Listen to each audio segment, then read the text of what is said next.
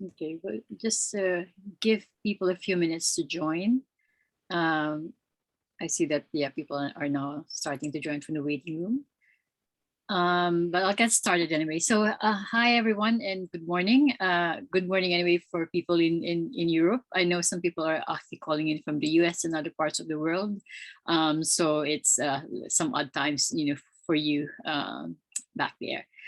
So I'm Jen Ashley, and I'm one of the co-chairs for MapCamp. I've been co-chairing since the very first MapCamp, actually. So it's been 5 years, and it's always been a great conference, I find. And today you're actually in the round window and in the session that's called Does Awareness Matter? So we have 3 speakers here with us, Sonia, Mike, and Prasanna. So they're going to be introducing themselves, when they give their talk. So I'm not going to go through the introductions.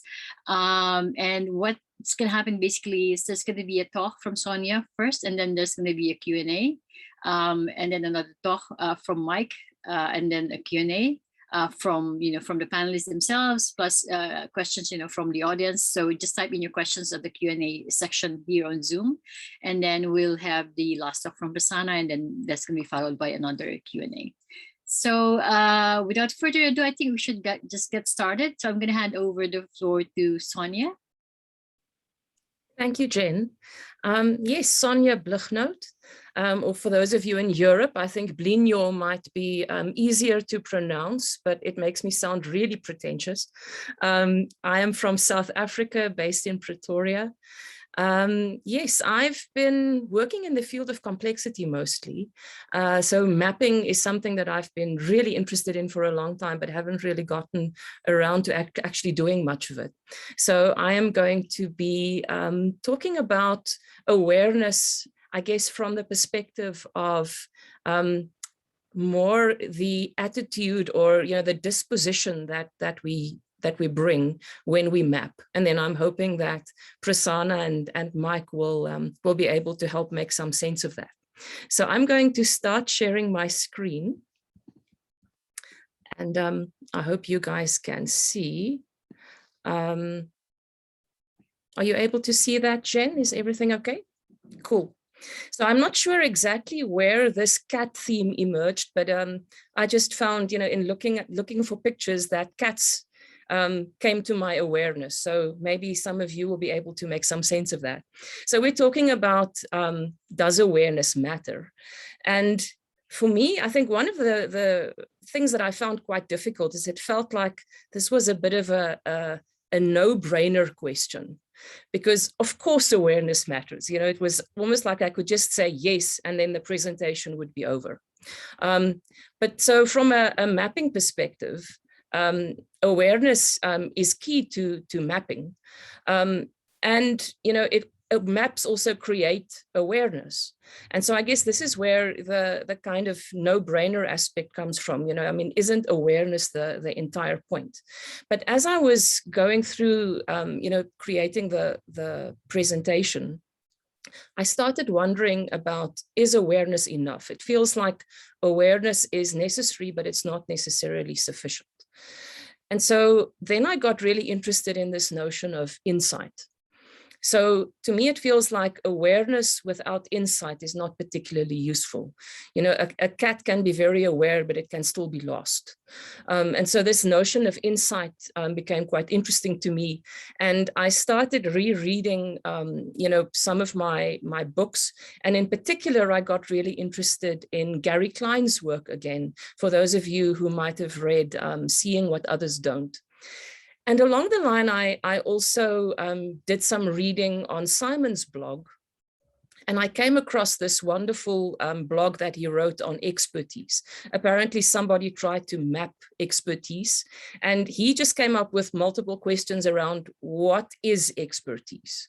And this really got me interested as well, because I think as a newbie, as somebody who doesn't necessarily know a lot about maps, I can ask some very naive questions. But in order to create a map, we need an awareness of the space or the context or the problem that we're mapping. And the moment we have some knowledge, it seems that there are there's a need for different kinds of awareness.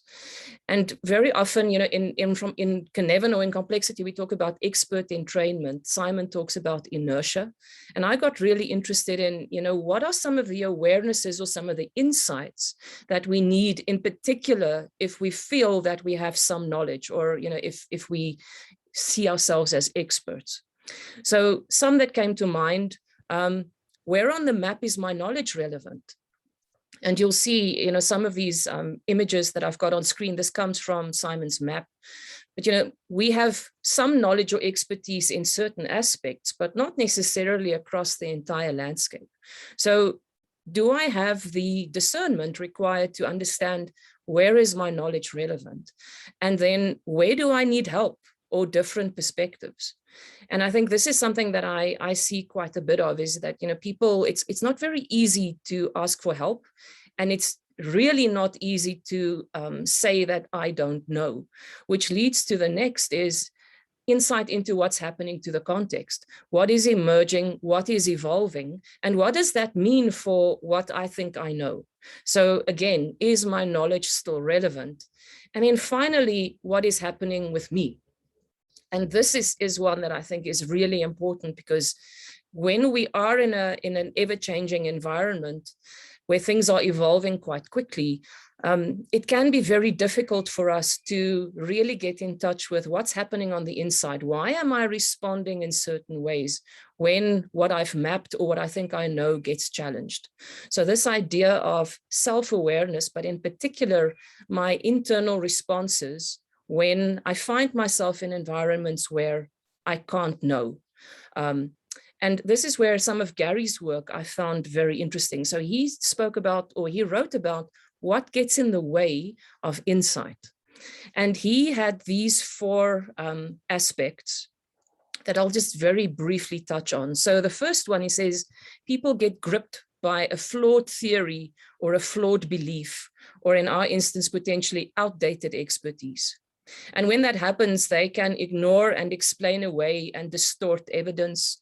I really like this quote. In the past, you know, I thought it was attributed to a particular author, but no, I'm not sure if that is actually the case. So I just put it down as Gary did, just saying it's a saying. But it ain't what you don't know that gets you into trouble. It's what you know for sure that's just not so. And so this idea of being gripped by flawed beliefs, I find quite interesting, especially in that domain of knowledge, where we think that we're knowledgeable. The second is a lack of experience. And this is interesting because experience here is not only having knowledge, but it's allowing that knowledge to tune what we pay attention to. So Dave Snowden talks about this three-step process of see, attend, and act. And so sometimes we can see something, but we don't know that it's something that we should be paying attention to. So lack of experience is something else that gets in the way of insight. The third is passivity. And this is a really interesting one, because this to me speaks about complacency. So here we're actually pretty happy with where we are, what we know, the projects we're busy with. And new insights are sometimes seen as threatening more work or a distraction. So this is essentially a lack of curiosity. And then the fourth interesting one is concrete reasoning. And it's interesting, Gary is a cognitive psychologist, and he explains this one as the only one that is a fairly fixed personality trait. And so to my mind, this creates a very strong case for us to surround ourselves with people who cognitively think very differently to us, and to be open to getting input from those people. And then Gary goes on to say that, you know, the counterpoints to these four obstacles to insight are openness to new ideas and unlearning. So I would phrase that as curiosity.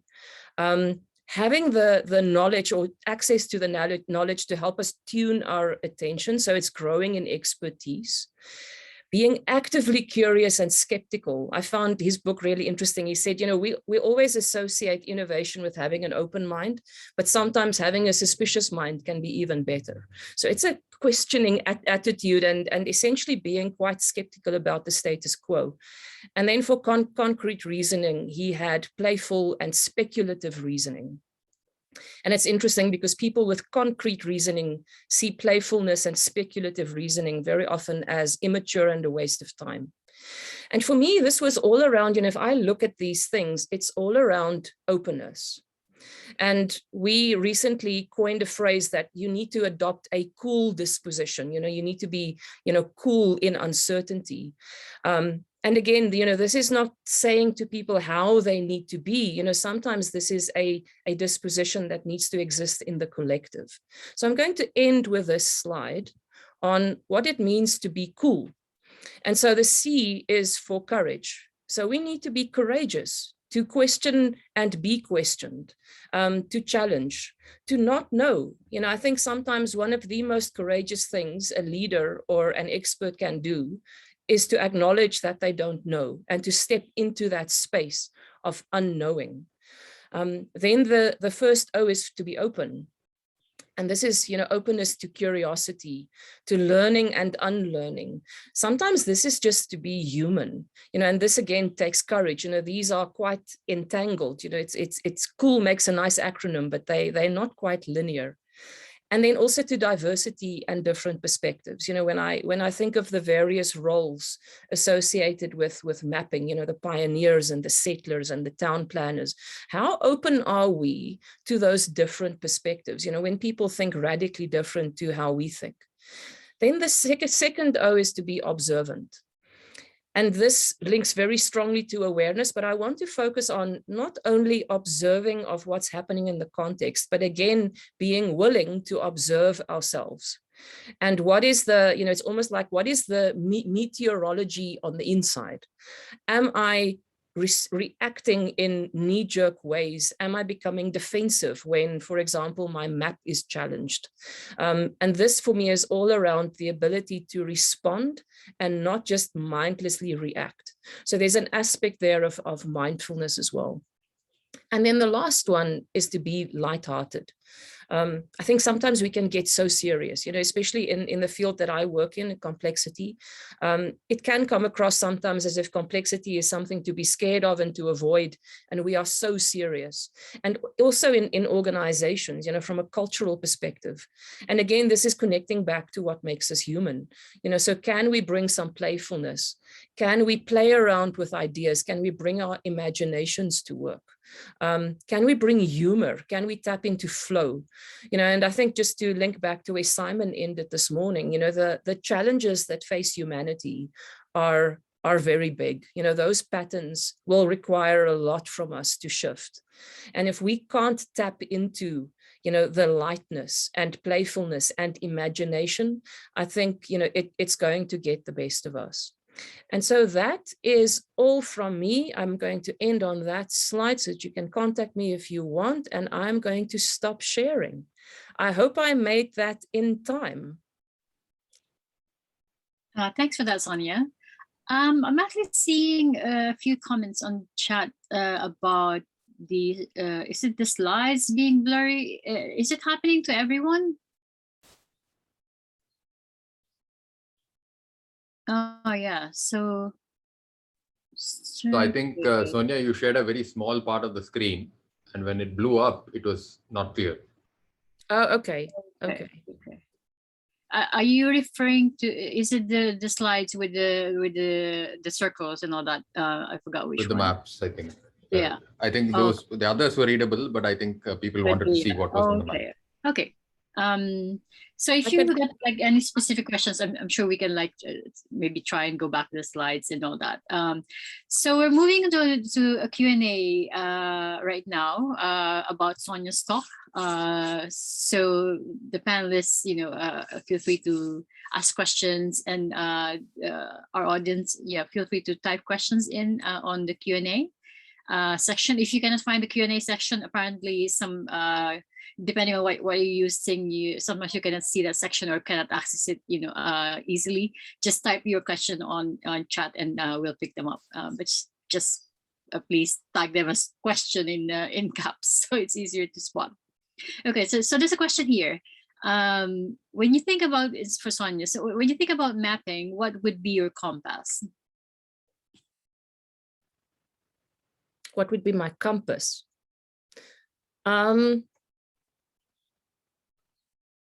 So I think linking to what Simon says and what I know of mapping, you know, I think from a compass perspective, that idea of purpose, like what is it that we're trying to achieve? And then also what is the need of whoever it is that our customer or our stakeholders are? So I think from a North Star perspective, I guess intent would be the compass. I've been very interested, for example, in looking at the practices of the ancient wayfinders and how they, you know, just managed to head into unknown, completely unmapped, uncharted territory. And they were very much guided by intent, and they were bounded by values. So I guess it would be, you know, an interplay between those two things. That would be the compass, taking that metaphor a bit. Okay, so there's a question here from Manish. He's saying, can awareness be a hindrance? Sometimes not being aware can be a boon in some cases. We cannot be unaware of what we know or what we get aware of. So can awareness be a hindrance? I think it can. I've become fascinated by this concept of negative capability. I was on a slide and then I thought, let me rather take it out because that's one concept too many probably. But it was coined by John Keats, who's a poet. And he talks about resting in doubt. So it's the ability to be fully in the present moment, letting go of what we think we know. So letting go of past knowledges and also letting go of our wishes of what we want to happen and just being fully present with what is. So I don't think that it is not being aware. It is being aware of, it's being aware differently. And what I really love about that is, you know, Wilfred Bion said, when we are able to step into that space of negative capability, we become available for thoughts looking for a thinker.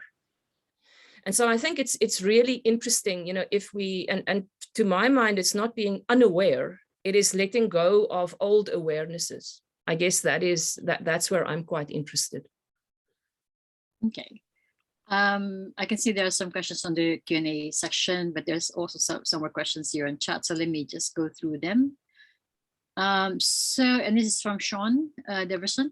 So in terms of mapping and change management, would fun, imagination, and play considered to be genesis in the evolution axis, x-axis? I would love Prasanna and Mike to weigh in here as well. I think logically, I think that is where it would sit.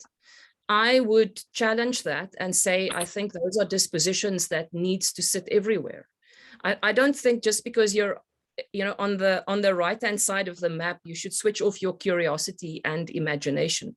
You know, you might just bring them in different ways, but I would love to hear what Mike and Prasanna thinks. So Prasanna here, if I can jump in. The way I think about it is if you are in a particular context and you may need a very high degree of, say, openness or curiosity to be even able to understand what's going on in the context.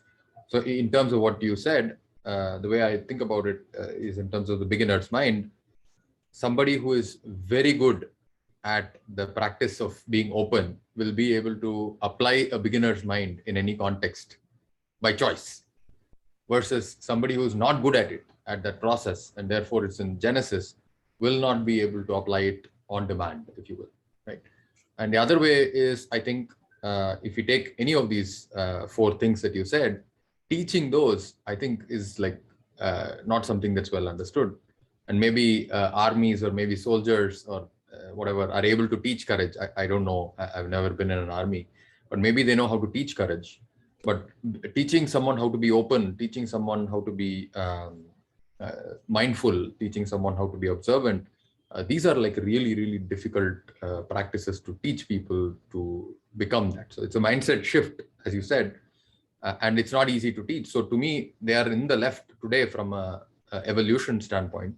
But maybe, you know, a year from now, 5 years from now, 10 years from now, we might have a way to teach people how to be more observant, be more courageous, be more open, be more observant, more repeatably, right? And then that's when I would move them to the right on a volume.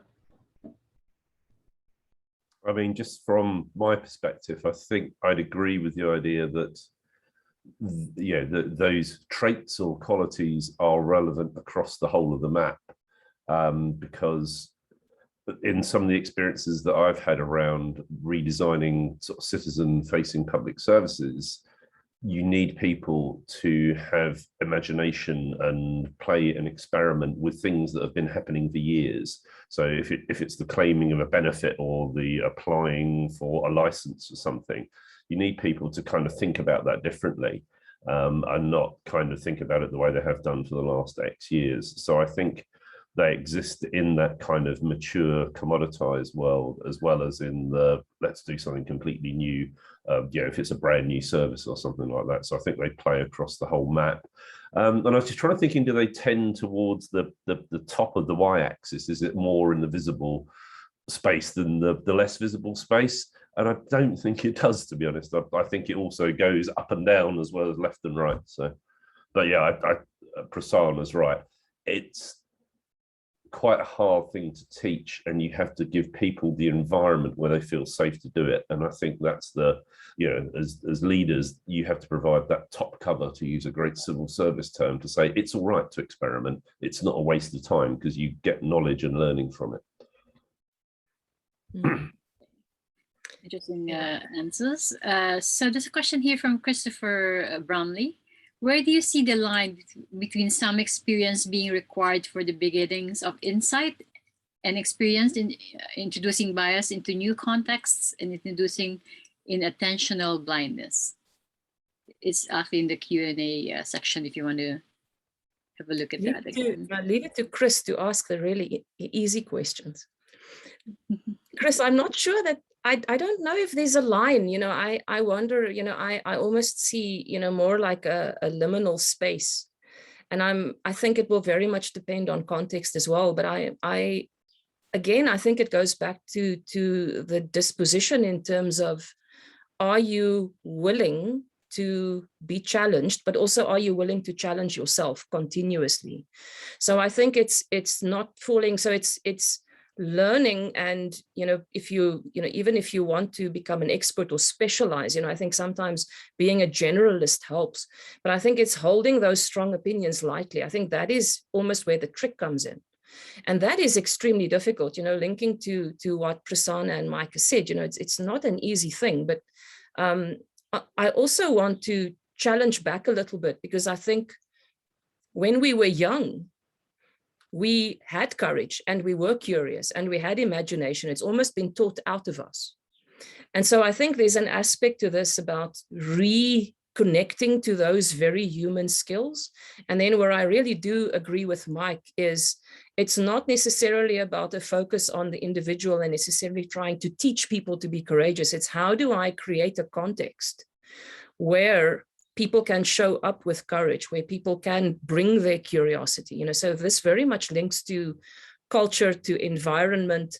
It's one thing, I think in Gary's book as well, he says, very often people would say we want creative ideas, but then there's an unconscious association with creative ideas of being too disruptive and, creating more work. So when the creative ideas show up, they get squashed.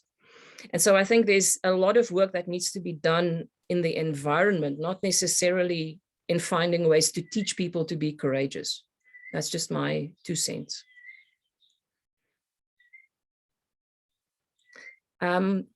So yeah, there's another question here from Manish. Can the level of awareness be constrained by the values of an individual or collective? If so, can targeting the values manipulate the level of awareness that one would like to constrain their competition? Let me know if you want me to repeat that. It's in chat, but it's somewhere in in that whole flow of Yeah, I chat. think if you can repeat that, that would be, no, Sure. I think I've got it. Okay, so can the level of awareness be constrained by the values of an individual or collective?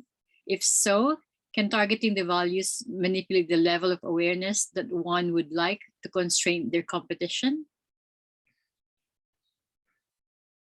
Intuitively, I think there would be a link between what we value and what we're aware of. I'm not sure if it's the level of awareness or what we will be paying attention to. So I think if, for example, curiosity is valued, I might be paying more attention to things like, looking for anomalies or trying to find connections. Whereas if only reaching targets are valued, I might be paying attention to completely different things. So maybe it's not necessarily the level of awareness, but what you are aware of. I can definitely see a link there between awareness and values. And values, again, to influence values, we need to influence the environment. So then we're kind of back to what kind of environment are we creating? What are the constraints at play and what is allowed or not allowed? Are there any affordances for people to show up with curiosity and imagination or not? Okay. Any other insights for Prasanna or Mike? If not, we'll move on to, let me just check if there are other questions. Okay, we don't want to miss anything.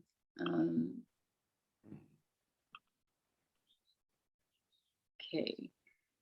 If not, then I think we can move on to our next speaker. Just double check. Sonia, any other thoughts before we move on to the next talk? No, I don't think so. I'm very curious to listen to Mike. Okay, perfect. Our next speaker is Mike. So Mike is going to introduce himself. And over to you, Mike. Hello, everyone.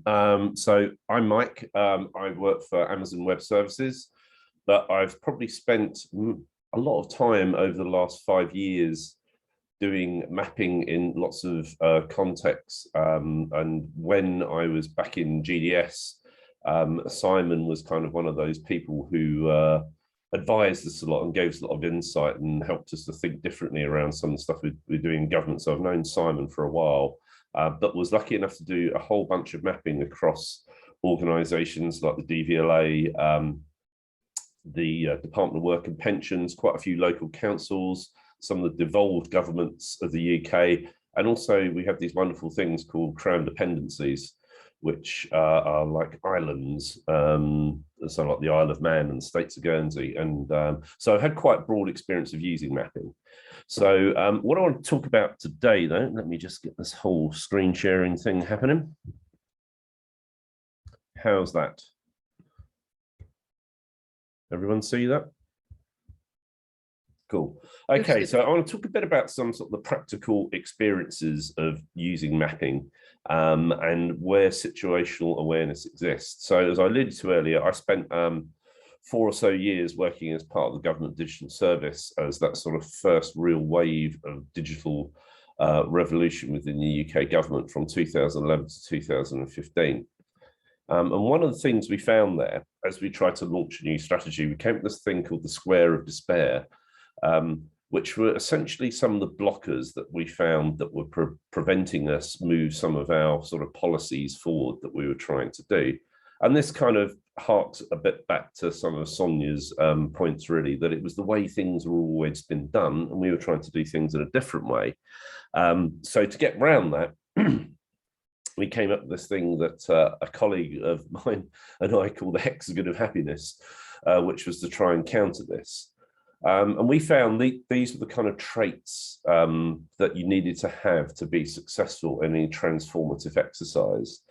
The thing I'd stress with this, and a lot of things I talk about today, we didn't set out with this kind of neatly stuck on a wall and go, so long as you do these 6 things, you'll be fine.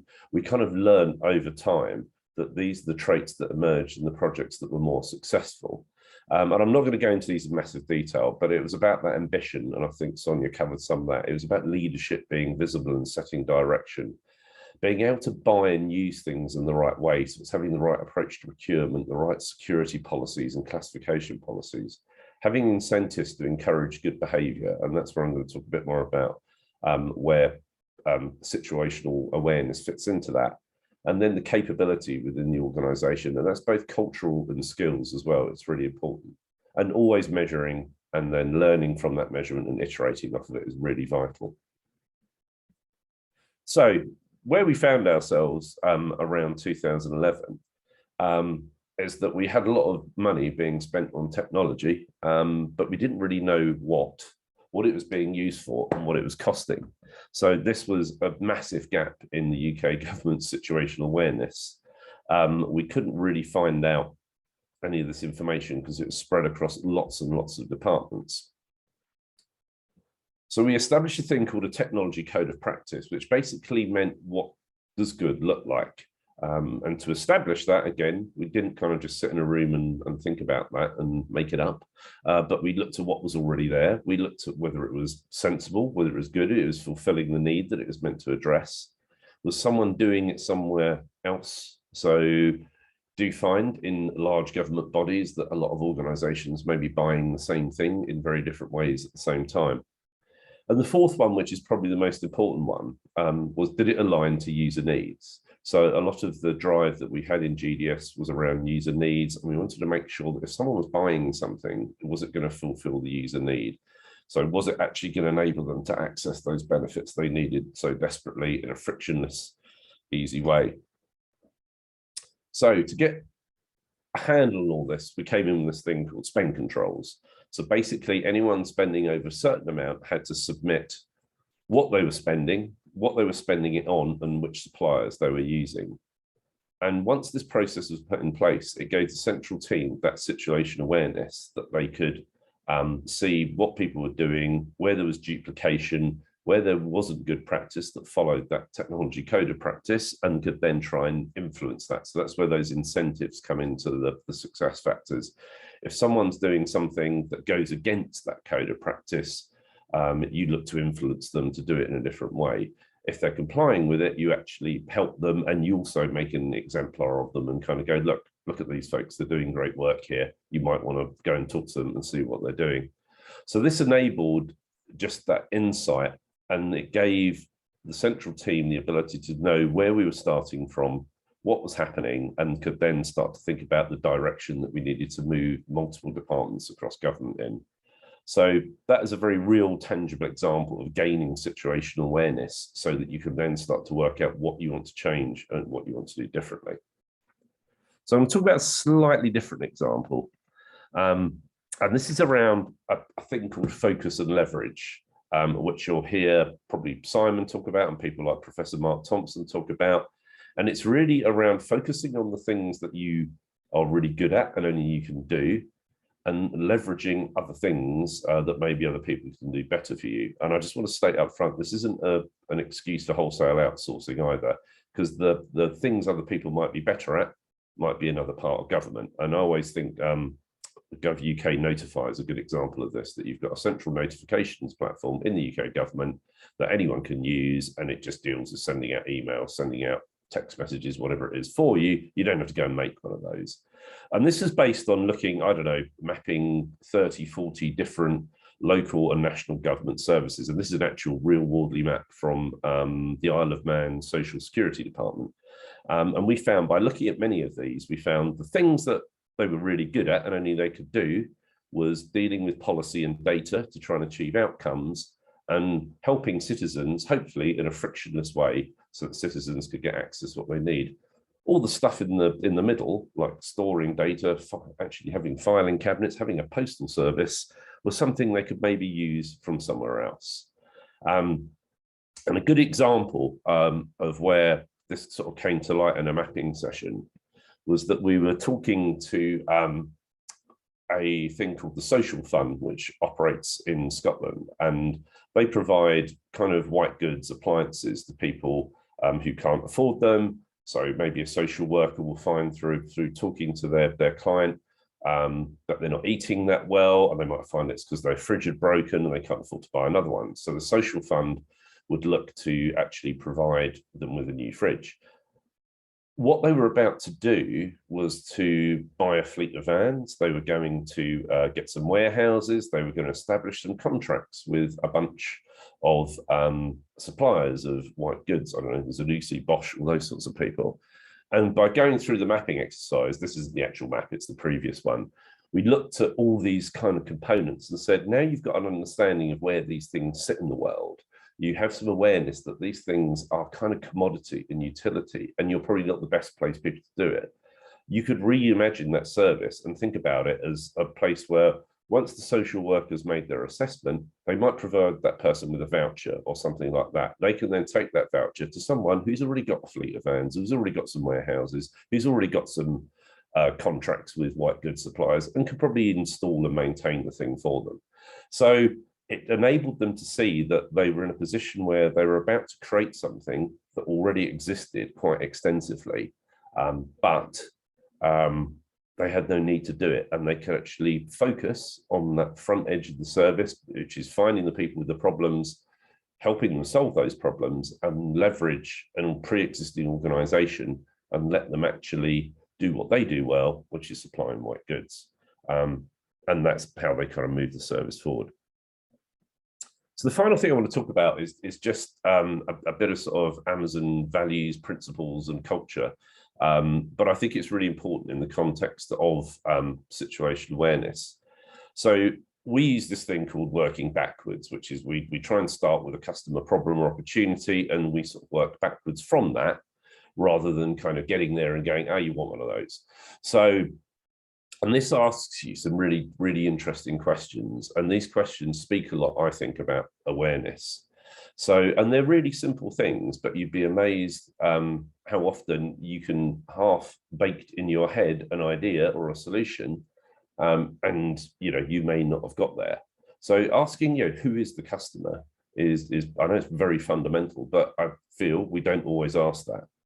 Then really understanding that customer problem or opportunity, that's something that's not always there, having that really framed in a language everyone can understand.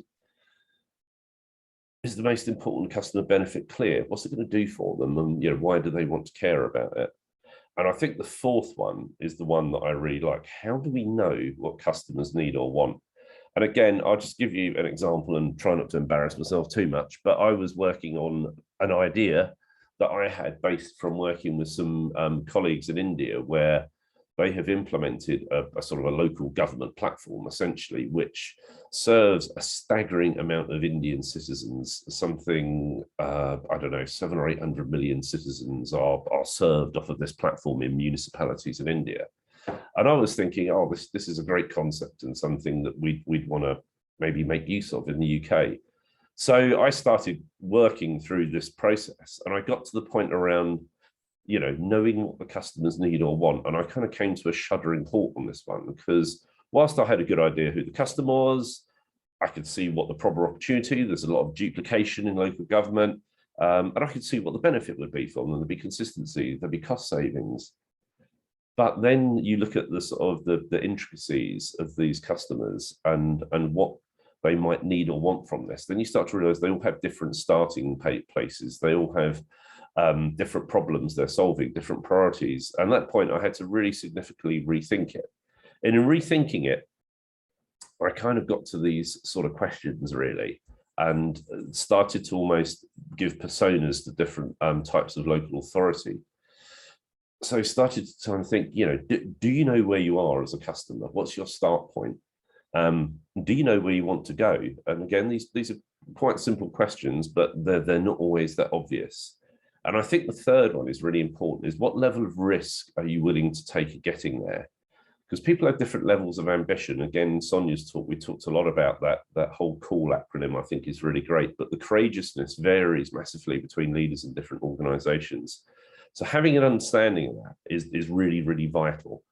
And just answering these simple questions, I think, leads to a much better engagement. And I noticed there's a few people in the call who I've worked with, like Mark Delgado, around the whole government digital space. And these are things that really drive a lot of how you would build a really effective citizen-facing service.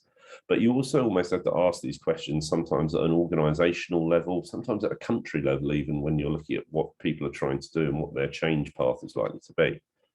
So in all of this, you know, the situational awareness becomes really key, because it really does speak to these three things. Do you know where you are? Do you know where you want to get to?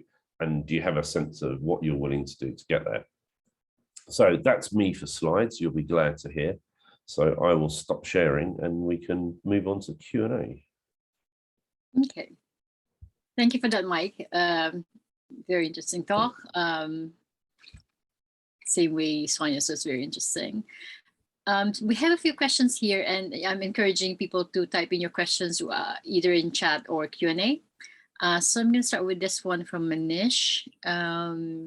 So how do you prevent spend control from becoming authoritative and directive rather than enabling pre-mortem, post-mortem, and create shared understanding at enterprise level? Really? He's saying they have something called the challenge process that is similar to spend control, but in some cases, the people involved are being too authoritative, and this is reducing the effectiveness of that challenge process. Yeah, no, that is a really good question. And you're right. Sometimes things can have, you know, completely the wrong impact and become the very thing they're trying to prevent.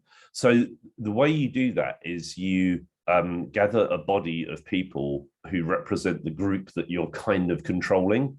So what that meant in practical terms is that we had a panel of technical leaders, and we also had a panel of digital leaders, and they agree and own the code of practice. So they're saying it's not the central body saying this is what good looks like. We as a body of technology leaders across government are saying this is what good looks like, and we will be the arbiters of how those controls are kind of enforced, for want of a better word. So you're not having a central body kind of marking everyone's homework, but you actually have the people who lead across government in the technology space, who are the ones who I guess are executing that power. And we did the same in the digital space. So the digital space, it was subtly different. We had a thing called a service standard that would govern how a service could actually be put in front of real citizens. And we had a panel of digital leaders, and they were the ones who would enforce that standard as well. So it wasn't GDS saying, no, you can't do that. It was someone from Ministry of Justice, the business department, the welfare department, the tax department, who are actually sat there as a quorum and saying, this is the view across government of whether you're doing is good or bad. And that gets you out of that authoritative directive mode into a collaborative mode that says, you know, if someone comes along with something that doesn't fit the mold, you know, it's not that one department saying it, it's a cross-government view. Okay. Oh. All right. This is a question for about AWS specifically. So does AWS differentiate between a need and a want? If not, why? If yes, how does AWS handle a need versus a want differently? Oh, that's a good question. I'm sure I'll have to think a bit about that one. So I guess in pure kind of, you know, need research type terms, we very much look at, you know, what are our customers coming to us and saying they need. So if you look at the 200 odd services that live on AWS, around 95% of those are as a direct result of customers saying, I really need something that fulfills this kind of technical need. So a lot of it's driven by that. However, around 5% is aimed at trying to look around corners and to see what customers may want in the future and what are the problems that they've not tried to solve yet, and how can we solve them for them. So that's where things like serverless computing was born out of. No one ever came to us and said, I really need a serverless computer service. But we looked at it and thought, actually, you know, a lot of things sit there idle, not doing much. So if we could just trigger it for when they're actually executing the code, then that would save them a lot of money. So we came up with that as a service. So we try and handle both, but we do respond a lot to what customers come and ask us for, and then we use those 5 questions really to work back from that and understand, you know, is it a genuine need or is it something they want? And if they want it, but we can't really see it's a need, then we get into a conversation and see if we can, use those sort of 5 whys type things to find out what, why do you need that? Why do you need that? Why do you need that? Okay. Next question here. In terms of, from Mario Platt, in terms of level of risk one's willing to take, does that include a view into potential externalities of that risk? Yes, very much so. I think, generally in my experience, public servants are quite cautious people because they're spending public money and they're sometimes protecting some of the most vulnerable people in society. So you have to look across the full spectrum of risk, from it may be something as simple as using a technology they've not used before, through to if you are changing a service that impacts people's lives quite fundamentally, then you need to look at that broader external risk. And somewhere in the middle of that might be the level of data that might be being used or consumed or even produced within that service as well. So I think you need to look at the whole risk profile in the round.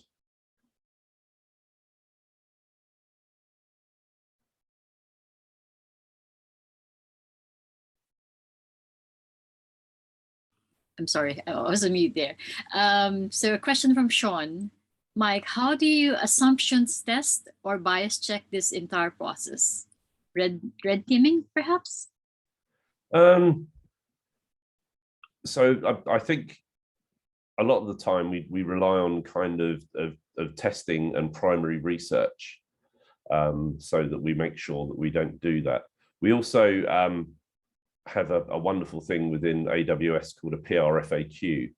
So before you kind of go and create something, you have to write the press release for it. And you have to produce the FAQ for it that kind of answers those questions and some visuals. And that very early surfaces your thinking and your idea and how it might be received in the outside world. So before you've kind of written a line of code or you've gone, started pulling together all the team and resources you need, you produce this paper and you send it to more senior people and your peers, and they kind of tear it apart, basically. And that is a very effective way, without a massive investment, of saying, is this idea any good? And as you say, it brings out things like bias and assumptions that might be completely incorrect. And it's quite a terrifying process, but it saves a lot of waste and it saves you going off in completely the wrong direction. Okay, thanks for that. There's a question here, but I think it got answered. But if you want to add something more, go ahead. So the question from Muller Sven was, how is wordly mapping being used at AWS, if you're allowed to talk about it? Prasanna exactly replied to say that Simon has shared a book that AWS folks have written, which has 70 plus pages on their mapping. So you're definitely using mapping. Yes. Yes. But if you got anything more to add, go ahead. Certainly, yeah. I mean, it's used both internally and with our customers. So I think as a technique, it is something, as you say, that is generally widely used in understanding how the kind of landscape of the customer's services, and then we can kind of understand better where we can help and support them in what they're doing. But I've also done exercises where we've run Wardley mapping sessions for a customer to kind of introduce them to the technique as well. So it gets used quite widely. And I've also done internal sessions where I've kind of explained it to other teams as to how I've used it in the past and how they could use it. So yeah, it's used. It can be like a very internal thing, looking at a team and how it functions and how it works, through to sitting down with the customer and helping them map out a particular public service that they offer. Okay, so for this next question, you might want to share your slides again, Mike. Let me read the question. So the question is from Claire Fisher. Can you show the square of despair again? Has this changed since you first identified it? Yes, certainly. Let me get back to the good old square. Yeah, let's do that. And I'll read the rest of the question when you have it ready. Right. Where's that little sharing button?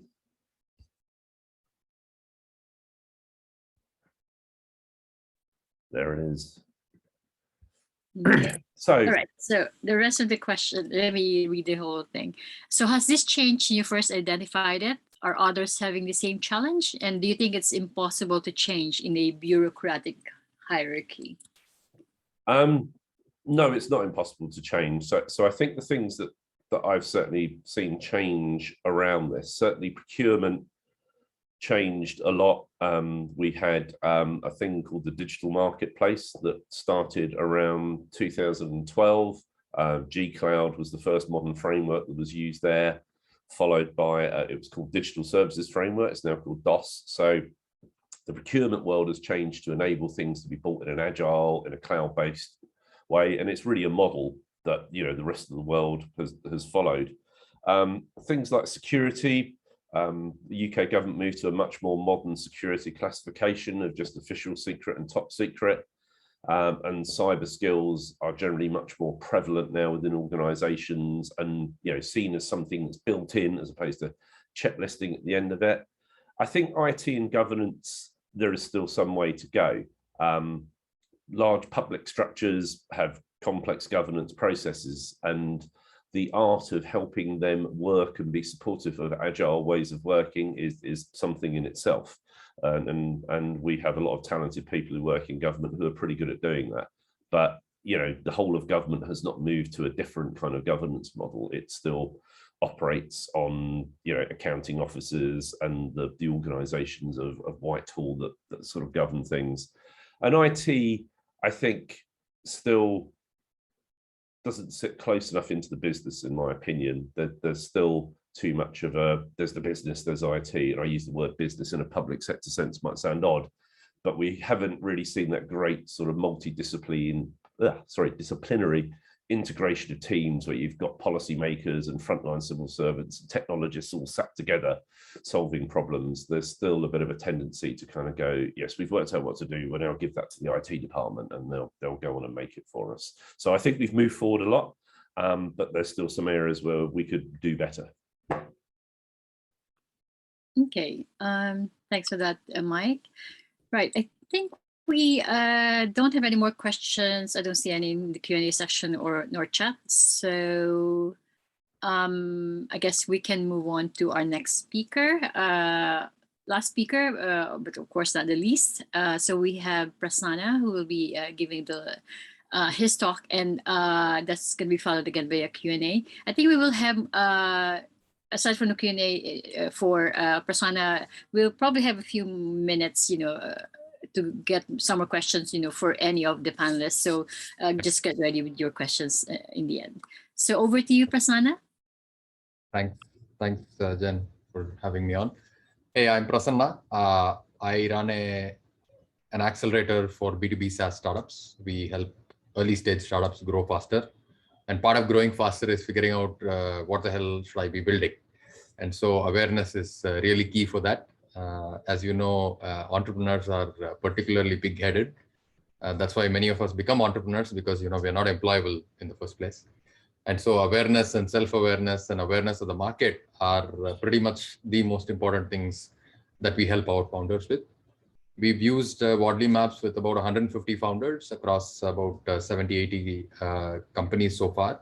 And every time we do that workshop and they make their own maps, there is typically a stunned silence at the end of the workshop because they're like, oh my God, like, what have I been doing all my life? I've been selling this, but I've been building this, or, they're all over the map, right?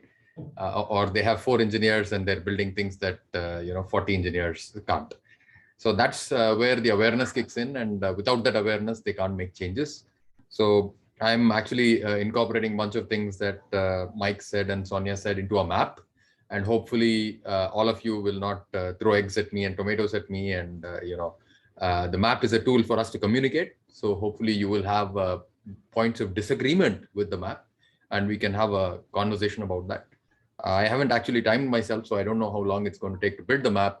But I think once we have the map, I want Sonia to throw some questions at it, Mike to throw some questions at it, or give a complete different counterpoint to it. And, that's the fun of mapping, right? The map itself is is throwaway. You can throw it away, but it's the conversation around the map.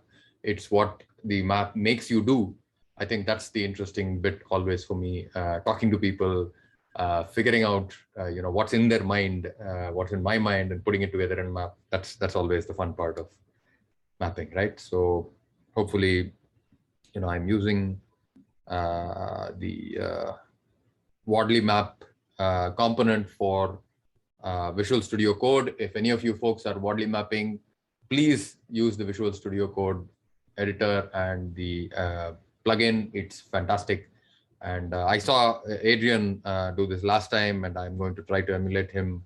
Hopefully, I'll do half as good a job, and it'll be fun, right? So what we're trying to map here is what we might call global awareness. So you as a person, you're trying to be aware of everything that's happening in you and outside you.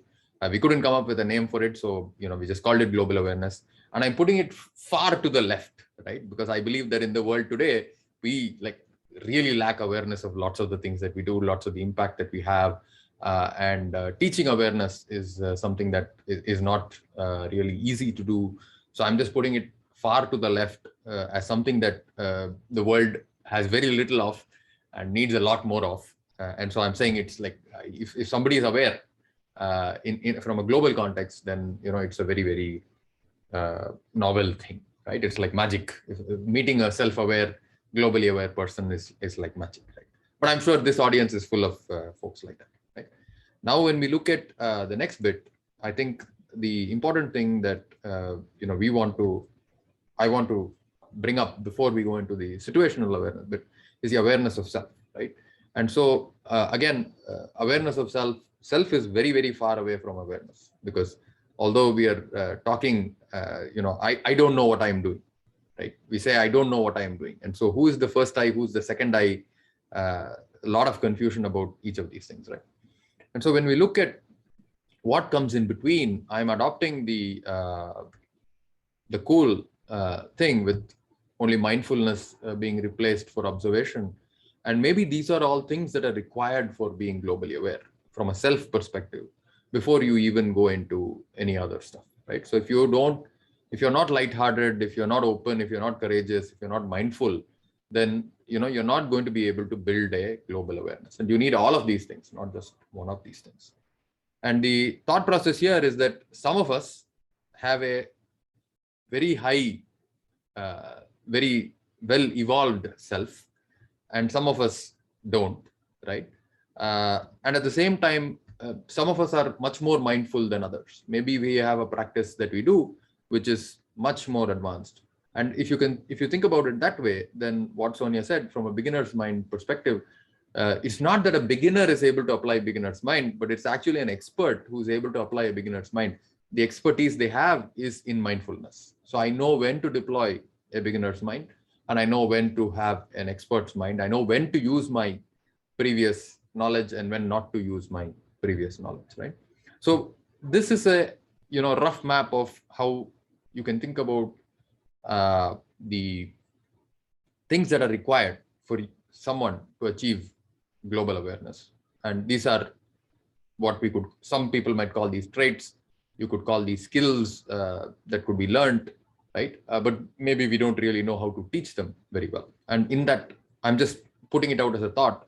Courage may be more teachable than being open, or and lightheartedness probably is like really not well understood, or is far less teachable. And so therefore I'm putting openness and courage more in the emerging practice where you can teach it, how it happens, but really mindfulness and lightheartedness are much more difficult to teach, or right? And we can completely disagree about this. We can say, what mindfulness has been around for thousands of years. Maybe mindfulness actually is like really well understood, but many people are not mindful, right? So we can disagree about that, but the beauty of the map is that it allows us to have that conversation, right? But I'm putting mindfulness here just for the heck of it. So I'm going to comment this out to go back. So now we come back to reality, right? So now we are coming from self to reality as in whatever is outside the self. And so when we look at reality is fixed. It's like really, it's there, right? There is nothing novel about it. It's well understood in many different ways. So I'm putting it much more on the right compared to the self. The self is not well understood. Consciousness is not well understood. But reality hopefully is a fixed physical thing which should be well understood, could be well understood. And so when we talk about reality, instead of mindfulness and self-awareness, we are talking about situational awareness. And within that, we are thinking, hey, you know what? One of the things that is required for situational awareness is the ability to orient yourself in that reality. And so what do you need to orient yourself in that reality? So you start with a landscape. So if you don't know, if you don't have a map, if you don't know where you are, and if there is no representation of that reality, then you don't even know where you're looking, right? And that's part of the issue which we continuously see. People are working on the wrong part of the map, right? And so therefore the map itself becomes important. And so to create a landscape, a representation of the landscape in your mind, you want a map. And both of these I'm putting in the emerging side of the map, because while there are some practices now for creating maps and so on, maybe these are just very nascent practices, right? They're not even productized. Sometimes my maps are nice and they work well for the purpose, and lots of times the maps are not nice and they don't necessarily help us move forward, right? And all of us have so many different questions about how to use maps, how to build maps, where should I start, where should I finish? And so we are putting it as an emerging practice, right? The next thing we think about is sense making. So, what are we looking at, and how do we, in the kind of an context, how do I make sense of whatever I am observing, right? And so within that, the kind of an framework says, why don't you do sense or probe or act? And I'm looking at those as choices that you have. So you can use sense making to do sensing or probing or acting depending on the situation, right? If it's a well understood, very clear situation, you're just going to sense. But if it's a very, very unclear situation, you might want to probe. And in some cases, you may want to act because it's just completely chaotic, right? And so the way I'm thinking about that is that there is a pipeline there where this is a choice and an expert will be able to make the right choice in the right circumstance. But I think, many of us would agree that sense making is well evolved, just the sense part of it, just looking at stuff and seeing what is there. But how do I probe in a particular situation, or how do I act in a particular situation? That is completely novel, right? It's like magic. The folks who are able to do that are the folks who are able to make order out of chaos by doing something, right? Either to probe or to act, and that is a very, very rare thing, right? It's not very common. So I'm putting that far to the left. And I also believe that, you can teach people how to look at some reality and say, okay, what's going on? But teaching people how to probe or to act is, I don't know how to do it. Maybe somebody does, but if somebody is able to do it, it's like. Then we come to observation, and finally, one of the things that we spoke about is that there are literal cognitive biases that prevent us from observing reality as is, right? And so sense making requires observation with your eyes or whatever senses you have. But we all have to understand that evolution has literally genetically encoded a lot of energy over time to create certain biases within our minds. These are set neural pathways. If you see a bush rustling, and if you see something brown behind the bush, your ancestors survived because they thought it was a lion or a tiger and ran away. So that is hard-coded in your neural pathway. And there are studies that show that things that look like snakes, children and lots of people are afraid of them. And that's a genetic memory that's there hard-coded in your brain. Now, of course, if you wake up in the middle of the night in your apartment and you look at something, that's looks like a snake and you get scared of it, is that a useful bias to have? No, because in your apartment, you're probably not going to have a snake, but it's literally hard-coded. And the second type of a bias could be something that you've learned and you used a particular path or a method or a process or whatever so many times, and it has helped you become successful. And that is what I think, Simon calls inertia. So there is literally in your mind, there are neural pathways that have been built up either genetically or by learning. And these neural pathways have been reinforced over time, and that prevents your observation from becoming better. Right? So when you think about disrupting, or when you think about observing better, you have to actually overcome the inertia built up in your neural pathways to be able to observe better, observe reality better, right? And so that's why one of the things that is very interesting is that 30% of the glucose used in your bloodstream is apparently used by the brain, right? And so what I tell people is the secret to staying thin or to losing weight is to just think harder. But just thinking harder requires you to actually go past some of these cognitive biases, because your cognitive biases are designed to help you think fast, so that you don't, so that you can run away from the lion or tiger, which is hiding behind the bush and rustling. So this is the map, and I've done it in 2 parts. I think I'm on time. I'm not sure how much time I took. I think I went through it pretty fast, but I would love to take some thoughts and comments from Sonia. If you think, if you disagree with the placement of different things, or, Mike, if you think, what's popping out and what is not, would love to have a conversation around this.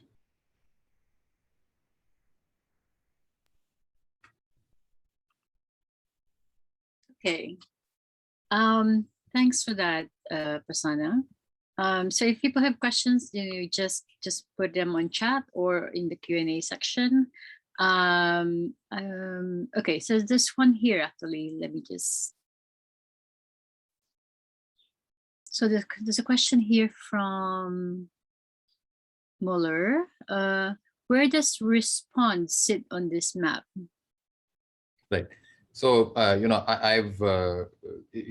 I've done Vipassana. So in the Buddhist context, there is a space between awareness and response, and that's the only thing that you can control. So response is not there in this, because this is about building the awareness. I think Sonia had a point about how awareness could include anticipation of, what you want to do. So maybe in that anticipation, there is a response built in. But from my perspective of building a map for awareness, response is outside of that map. We are not talking about response here. And so if you have the right awareness, then you have a choice of how to respond. But sometimes your cognitive biases could create the wrong awareness of something, in which case your response also may be wrong. But Sonia, you wanted to add something. Yeah, I think maybe where that question also comes from, Prasanna, from a language perspective, what you put as the pipeline based on Cynefin, it's probe, sense, respond. So I think you can probably, I guess, where you have act from a language perspective, you could have had respond from a Cynefin perspective. Something that I'm curious with this, so if what we're after is this idea of global awareness, where would diversity sit? Because I don't think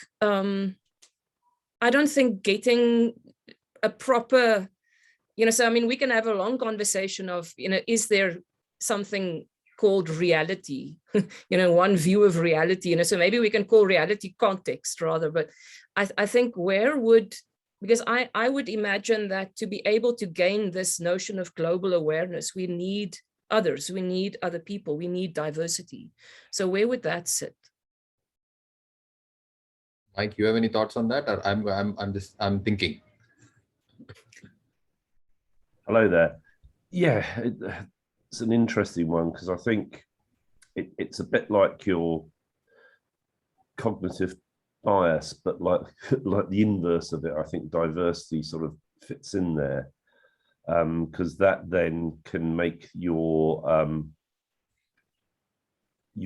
situation awareness, may not fit quite correctly to a diverse audience, for example. So I think, I think it's probably somewhere around there, because it does determine our observation and our perspectives of reality.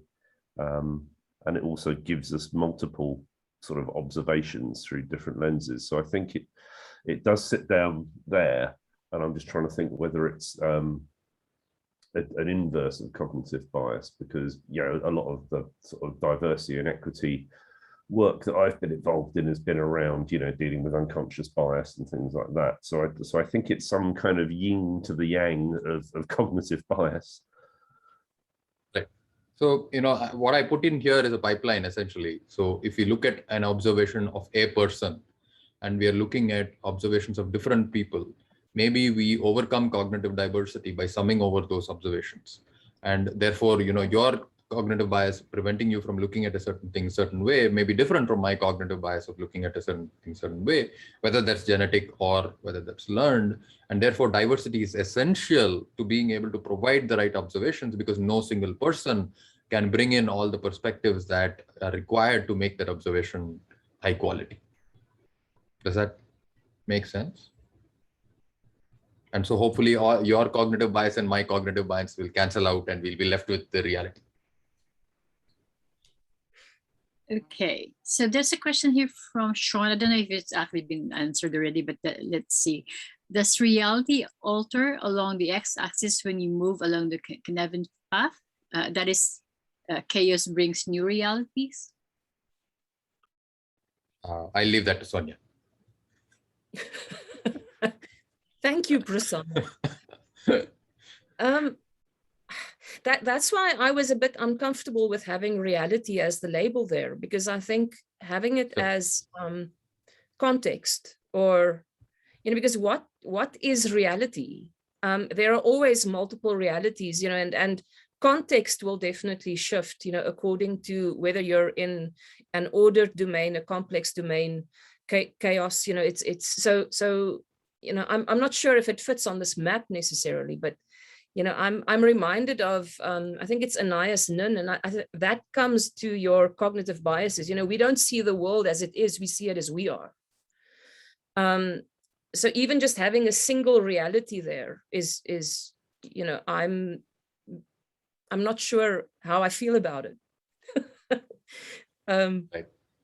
I think in an earlier version, it was context, but I wanted to be a little more provocative for the talk. So there's a comment here from Mahler, actually, I think kind of related to what you said, Sonia. He's saying, we know that different people have different filters and therefore perceive reality very differently. So he's saying he has trouble with reality as a label. Sure. Okay, go ahead. Yeah, something that I was thinking, or that I'm really pondering, is where you put probe and act. Because to some extent, it's not that difficult to teach people how to probe. So we talk about designing safe to fail experiments. So I'm not entirely sure that it's, if what you're mapping is the ability to teach people how to do it, then I'm not entirely sure that it sits completely in novel, and again, this I think will be different according to what kind of a context you're in. So I think, Sonia, for me, it's like, magic, and maybe, Sonia, for you, it's not, right? So I think that's the beauty of the map, right? Because you have a way of teaching people this. I don't. But would you say then that you can, when you try to teach people how to probe, are you successful 2 out of 10 times? Are you successful 6 out of 10 times? Are you successful 10 out of 10 times? How successful is it? Definitely not 10 out of 10. But then again, I think what makes this really interesting is that we're mapping something quite philosophical, I guess, or quite esoteric, without having a context to make it real in a sense. So I think if we were mapping this, for example, for AWS, it would be much easier, because then we've got a particular way of looking at it. But yeah, I don't know if it's 5 out of 10 or 10 out of 10. Right, and that's why I'm putting it on the left, because the way I see it, probing is a skill, right? It's a process. If you can learn how to do it, then you should be able to apply it in different contexts to some degree of success, right? And so so why I put it more on the left is because we don't really understand, I don't really understand how I would teach it with a degree of success, maybe more than 3 on 10, right? So to me, 3 on 10 is on the left, right? If you want to cross this line, it should be 8 on 10 or 9 on 10. If you want to cross this line, it would be like, 99.99 on, 100. So that's why, I put it on the left. But would you agree that, so Sonia, this act, I'm picking up from the Kinevan diagram where it says in chaotic systems, you want to create a novel practice, which is act, sense, respond. So I picked up the act from that, from what do you do in a chaotic system, because like everything is decoupled. So you can't really probe, because the next time you do something, it might be completely different. So that's where the act is from. And that's why there's no respond, because it's, I think in the obvious domain, it's sense, categorize, respond, and then in complicated, it's sense, analyze, respond, and then in complex, it's probe, sense, respond, and chaotic, it's act, sense, respond. So it's in that context of, being the thing that you need to make sense. Okay, there's another question here from Manish. You might have covered this already, but how do you marry self-awareness with situational awareness? Yeah, so I think that's a very, very, very difficult question. So I think both feed on themselves, and that's what Sonia talked about in her first talk as well. Unless you are cool, you can't really build the level of discernment that you need to make sense of reality, right? So it's something that you have to develop. And that's why we split it into, that's why on the map, I split it into, awareness of yourself and related things to improving yourself to be able to be better aware of the situation.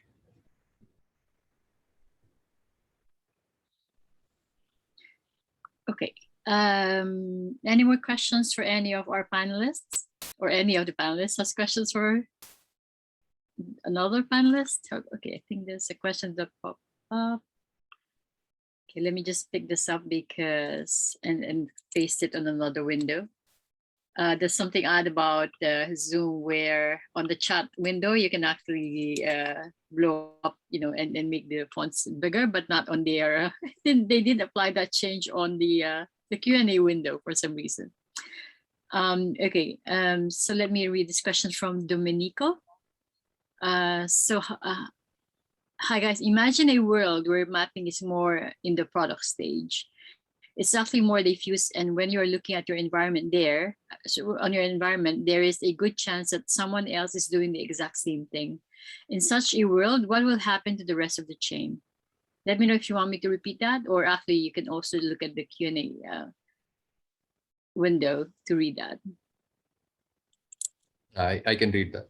Mike, you want to take that? Yes, it's an interesting one, and unfortunately, the answer probably starts with it depends on sort of how much control you have over the domain of the other people doing the same thing. So I've seen people look at things in a competitive world, and so they do a map of the competitor, and they see the competitor is doing a similar thing to them, and then if you're a student of Simon, you can then look at the tactics you can use to kind of disrupt competitors and things like that. So in that point, you're looking for the weaknesses in their map where they may be doing something as a novel or emerging thing that you could maybe offer as a commodity, and therefore disrupt them through price and availability and things like that. The other context I've seen that is where you look at either parts of the same organization or organizations that do similar things, and you almost imagine if you had the maps on a piece of tracing paper and you put them all on top of each other, and you can see where the nodes converge around very similar areas. And certainly that was something I did in the work that I did with Department for Work and Pensions, that we looked at 20-odd benefits and found there are a lot of common elements within those benefits, that they were basically executing a very similar process, sometimes very similar data, but for a different benefit type.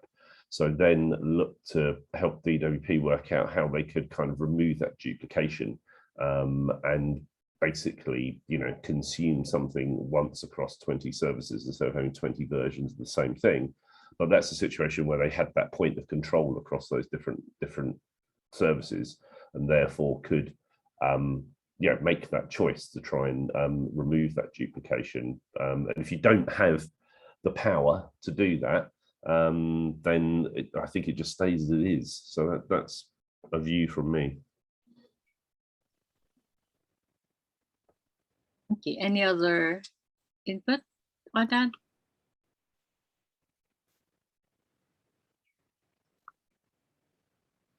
Okay, right. So, oh, hang on. I think there's another question here from Christopher. Let me just pull that up.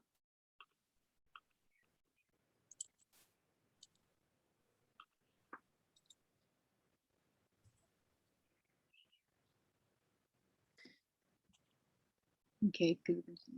Can I take this? Yeah, Jen? sure. Do you want to, I mean, I can, yeah. Read it out? Let me just read it for everyone in case Sure. they're not seeing it. So could we consider global awareness as a harmonic of multiple ODA loops, or are we talking about this in an individual context? Obviously, there is entanglement to consider, but there are mitigators, such as a mob acting as a single entity with no awareness. Has anyone ever mapped crowd versus mob decisions in terms of awareness decision-making? Go So, ahead, you know, Anna. I think when we started mapping this, one of the questions was awareness seems to be iterative, right? You need awareness to create more awareness. You need a map to create awareness, but you need awareness to create a map, and so on and so forth, right? So I think that loop is hard to capture on the map, which is why, you know, then thinking about it as a process for developing certain types of awareness. So global awareness versus a self-awareness, and so on, helped us go through, right? And so I think the idea of mapping a crowd versus mob decisions is very, very interesting, right? And I think it also comes back to the previous question that was asked, because when everybody is able to map, then what happens to the landscape? How does evolution happen faster if everybody knows how to map?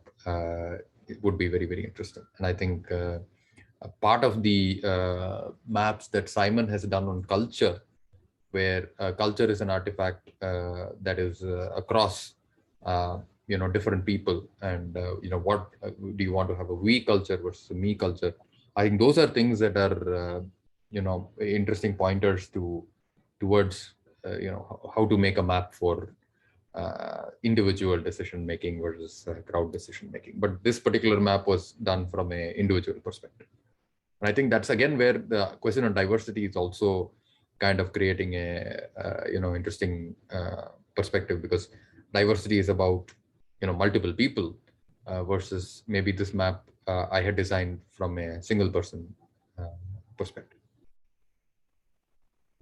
I think maybe Prasanna, you know, looking at this now, you know, the question that I'm sitting with, my curiosity is, you know, I understand why you split the two, but to my mind, I'm not sure what global awareness is, but I can't imagine that global awareness would only need situation awareness. It feels like global awareness would also depend on self-awareness. You know, and so it feels like there needs to be, you know, if we wanted to take this further and really map awareness, we would need to combine your two maps. You know, that's what that's kind of what I'm sitting with, is because you can't remove the self-awareness from the situation awareness. I don't know if I did that purely for you know, convenience of showing the map, yeah. but not for saying that these are two different things. But the map becomes too messy if I put in everything, which I can show here.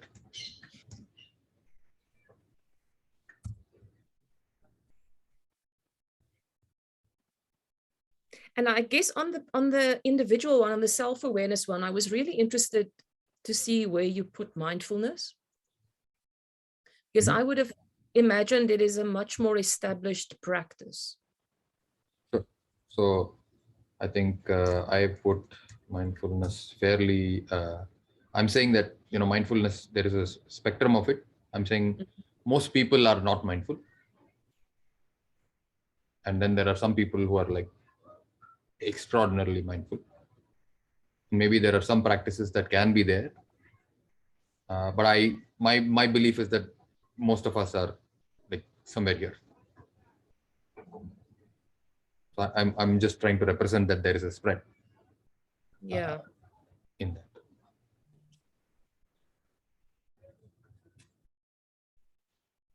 And so we could have individual nodes here, right? And so, if I had to put in a practice, different practices, right? I might say, hey, you know what, Vipassana as a practice exists. It's already a best practice to increase your mindfulness, right? But do most people practice it? Most people don't. So that's kind of like saying, hey, smartphones exist, but not everybody has a smartphone. Maybe 50% of the world's population still has a no phone or a dumb phone. If we thought about this as communication, then smartphone would be here, dumb phone would be here, and this is no phone part of the world. So is it about how pervasive it is, or is it about how well established the practice is? Because so if I'm thinking about mindfulness as a process that a person is applying. okay. So most of us are not mindful, so I'm putting it here. But if we were talking about a set of people, then we might say this set of people are actually more mindful. And we might say, you know what, let's say we're talking about Buddhist monks, and we're saying, okay, they are actually like very mindful, right? And then this pipeline would be far, it wouldn't be here, right? It would be like this. But in the general population, I'm assuming that it's more like this. Does that make sense? Okay. Right. So let me just check time. We still have like four or 5 minutes. So still time for a few more questions. This one here actually, and I don't know if since the map has been changing, if this has affected this question as well. So isn't awareness, and this is from Benoit, isn't awareness the process of making observe and sense making better? So he's saying not on a higher node, but a force aligning to reality. Who wants to address I'll pull that up, part? I'll basically bring up that part of the map so we know what we're talking about here. Making observe and sense making. Right. So, one of the, I think these words are too overloaded. I think one of the one of the suggestions that somebody in the Slack channel had was saying, observe what, right? Or awareness of what, and then it becomes like clearer. So here I'm using observe in the sense of we have a sense of some kind, eyes, ears, whatever, and that's interfacing with reality, and it's creating a some information for us to then use for sense making, versus the awareness is more awareness of self or awareness of situation, which requires observation as a component. That's how I'm using those words. Sonia, if you have any thoughts on that, or Mike. Yeah, I mean, certainly from my experience, awareness has been a positional thing, and Simon talks a lot about position and movement, and it's a bit of a circle, because I think someone said earlier, but yeah, by creating the map you get aware, and then once you've got the map, then you can think about what to do next. So it is a bit circular, but I think in a very practical context, it is about finding out where you are, so you can then actually have some sense of where you might want to go. So it gets that old kind of adage, that we've probably heard from the very earliest days of our careers of, how are you going to get to where you want to go if you don't know where you are, type of stuff. So for me, I think the awareness in its simplest context is just finding out where I am, what's going on around me, and that enables me to make choices around what I want to do or where I want to go next.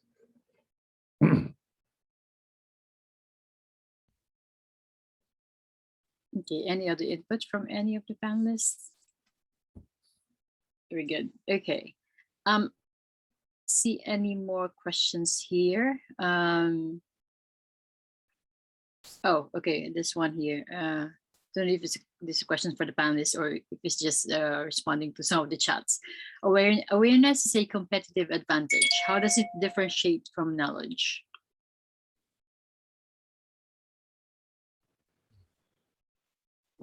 Does anyone want I don't know. We could be getting into semantics, but I think in that context of it being a competitive advantage, I guess it's around the willingness to do something with it, or that's probably how I'd simply express it. It compels you to take a course of action, which I'm not sure knowledge always does. So, and I can't really think of a good example. But I guess, we all know alcohol isn't the greatest thing for our bodies, but until we get ill, we tend to not do anything about it. So, we know that it's bad, but when we become aware that it's making us ill, then we kind of suddenly think, all right, I might stop doing that. Maybe smoking's a better example, but for years, people knew smoking was harmful, but they still smoked. And only as, we become much more aware of the impact that it has on our bodies, we've probably smoke less. I don't know. Sorry if that's not a great example. I think what you're triggering for me, Mike, is I'm wondering if I don't know, I'm struggling to figure out, what I see as the difference between awareness and knowledge, but I'm going back now to this idea of insight. Because I can be aware that the smoking is killing me and I can have all of the knowledge, but until it almost becomes an insight that shifts something, they're not really helping me much, either of those. So that's kind of where I'm left, but I don't really have an answer. Yeah, we know a lot of smart people who don't do the things that they do until that happens, right? Something happens. And I think that moment of clarity, that moment of where that spark gets in your head, and then you have to act. I think I agree with that kind of definition of the difference. And so, the reason why I put mindfulness so much on the left is that most people are not even seeking to be self-aware. Most people are not even seeking situational awareness, right? Probably the only place where everybody seeks situational awareness is when you're trying to cross the road, and at least you're looking at whether the vehicles are coming to run you over. But other than that, like, most of us are blissfully self-unaware and situationally unaware, and we like to do that. Okay. I don't see any more questions, and actually we're right on time in terms of like wrapping up. So I just want to thank all our panelists. Sorry, Prasanna, can you stop sharing your screen? Thanks a lot. So yeah, thanks to our panelists, Sonia, Mike, Prasanna, and thank you everyone for joining us today. So the next session in this window, so you're in the round window, the next session will be at 4 o'clock, and then it's going to be followed by another session at 6 p.m.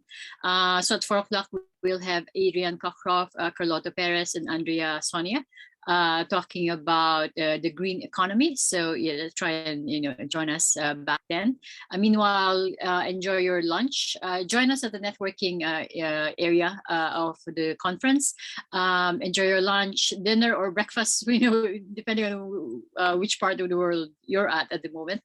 And I hope you learned a lot from this session. And thanks again, Prasanna, Sonia, and Mike. And we'll see you again. Thanks, everyone. Thanks a lot. Jen, for having us. Bye.